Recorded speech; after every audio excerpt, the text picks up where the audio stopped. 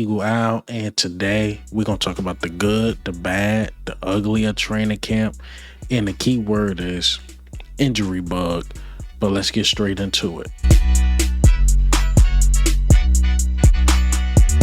All right, man, we got one more day of training camp, and a lot of people were injured. And let's go over the lengthy injury report. So you have AJ Brown, Tyreek Castro Fields, Lewis Seen, Landon Dickerson, Brandon Johnson, Jordan Mailata, Tanner McKee, who got hurt towards the end of practice with a finger injury. I heard his finger hit somebody's helmet or something like that. So it's nothing that serious, whereas though he gonna need surgery. So he should be fine. Devontae Smith and Dallas Goedert was limited. But I believe Dallas Goedert did team drills too, but he was limited. So it was a lot of injuries. And basically, soon as practice started, Johnny Wilson gets carted off. Brett Toff fell on his leg, or he was banging on the grass after a run play. And, prayers up for Johnny Wilson. Johnny Wilson started to emerge. He basically became a lock. But now when you look at it, it's like, do we go on IR if it's serious? Hopefully it's not that serious. So prayers up for Johnny Wilson. Also, Andrew Mukuba, who I just bigged up in my last video, but I also put an asterisk on it because I'm like, well, he's really good, but the injuries worry me. And I said something in the matter of like, what if one of those running backs running downhill, can he really take one of those hits? Whereas though this was a hamstring injury, which can be worse because one, he's a DB, so he used like that part of his legs a lot, like the hamstring part. You know how they get in that stance where they backpedaling?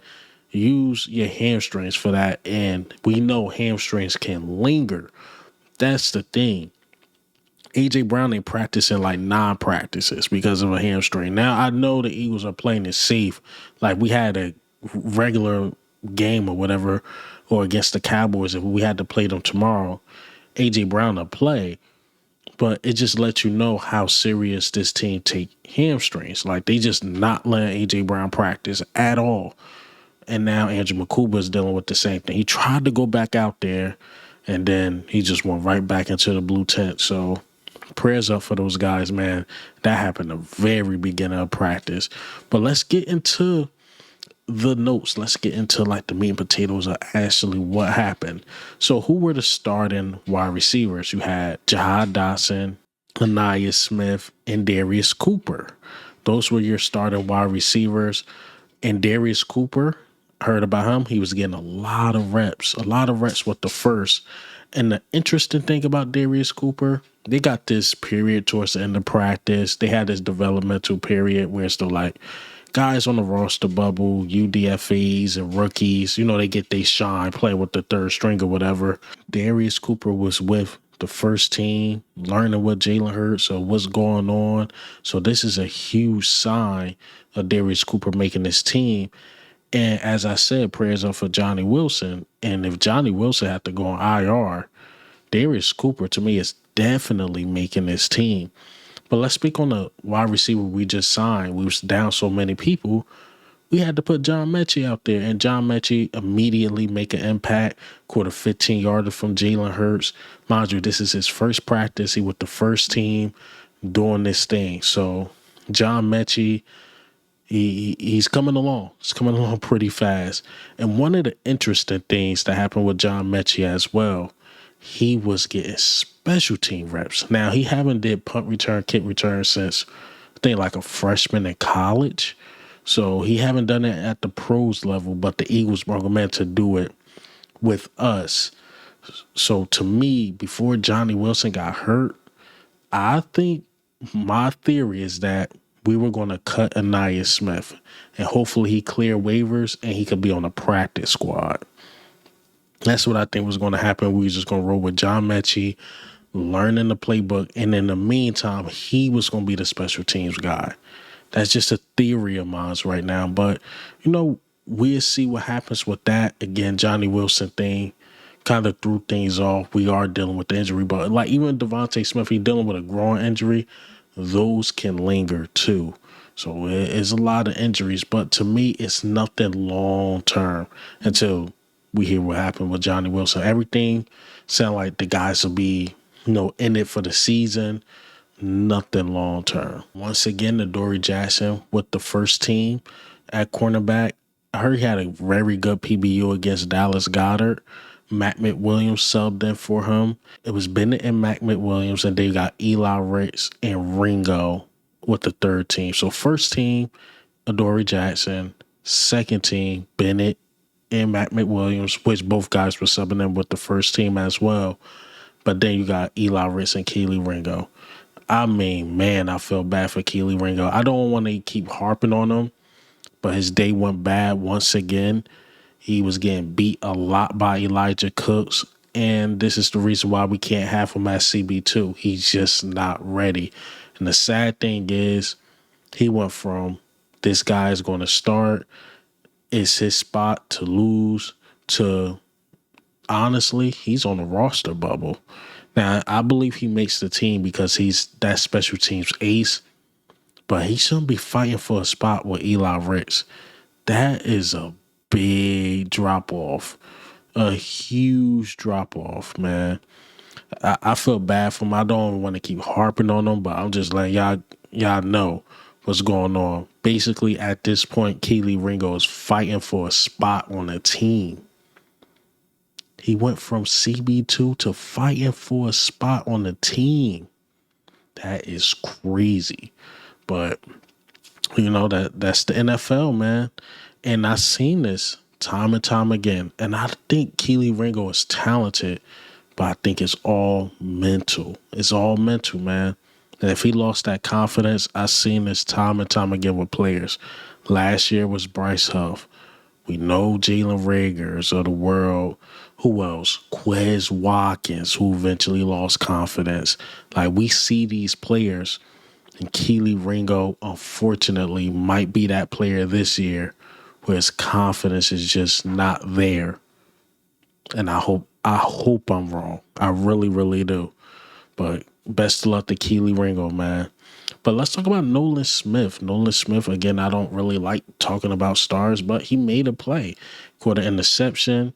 Him and Jalyx Hunt was doing their thing. As I stated, Jordan Mailata was out, and Jalyx Hunt took full advantage of Matt Pryor, got like 2 sacks. Nolan Smith, again, a pick. So our edge rushers was just flying everywhere, doing everything on the defensive side of the ball, getting that pressure, again, getting sacks. So salute to those guys. We already know about the 2 starters.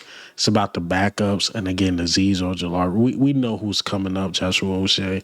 So it's going to be interesting in the last 2 spots with the defensive edge room. But our 2 starters are balling out their mind.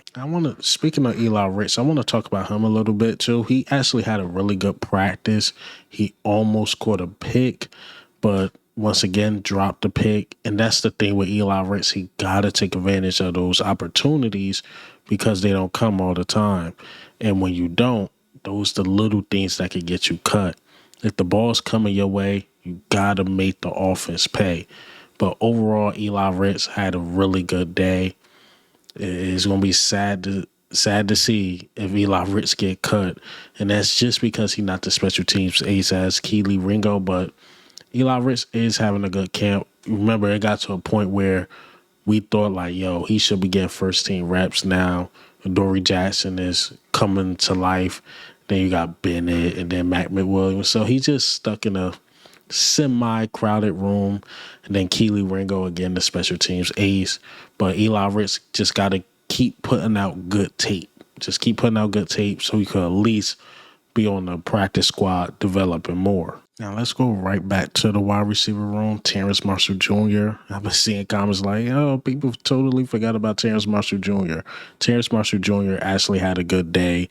Caught a nice pass from Jalen Hurts.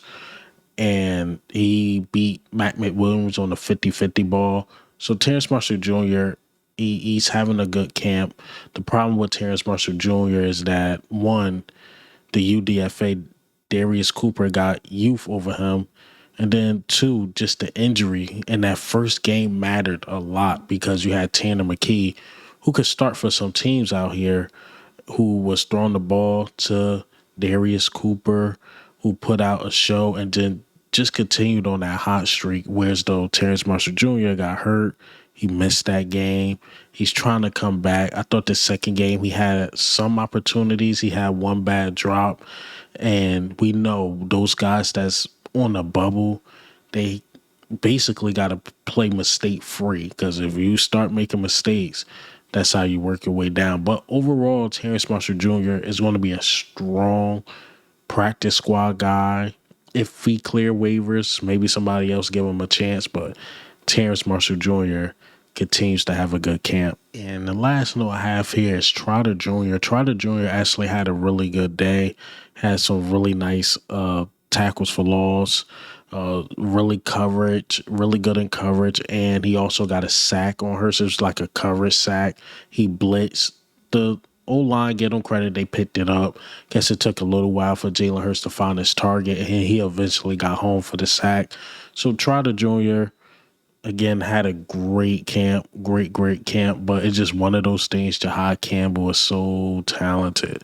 It's so talented, man.